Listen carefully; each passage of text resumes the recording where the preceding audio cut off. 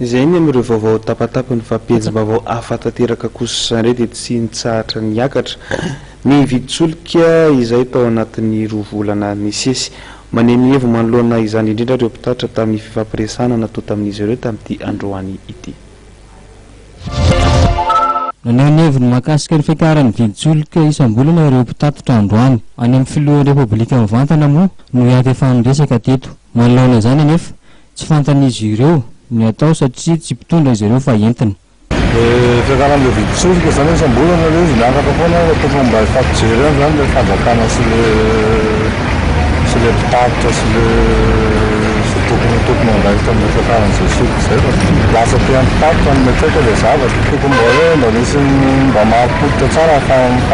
izy zany zay rehefa misy mandeha ilay subvention dia ny tokony atao bilina foana mahazo an'izay nefany ny chauffeur tsy mahazo ny chauffeur nefa reny tena miasa izay zany tokony mba hojerena koa mombamomba le tena miasa amin'ilay tomobile sy le tompony sy le io zany tsy mety fa rehefa zay atao mifanjakana tsy ny fiakarana any amin'ny baolina any dia ino moa zany miasa te foana miasa tsy maintsy atao foana. Izy zany vokatra ny fiakatra ny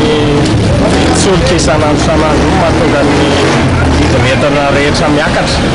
ary ny te hamaly an'ilay tenin'ilay filoham-pirenena mihitsy hoe tsisy antony tokony mampiakatra ny vidim-piainana dia mba hanontany koa androany hoe tsisy antony tokony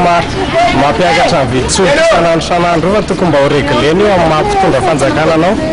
Ezakirany kosa hita tamin'ny fihetsika ireo mpitatitra fa matahotra ny ilaza ny heviny izy ireo satria efa misy ireo lehibe mandrahona angamba. Ny fiakaran'ny vidin-tsolika izay midika tsy fahafehezan'ny fanjakana ny tsenan'ny solika amin'ny sehatra iraisam-pirenena.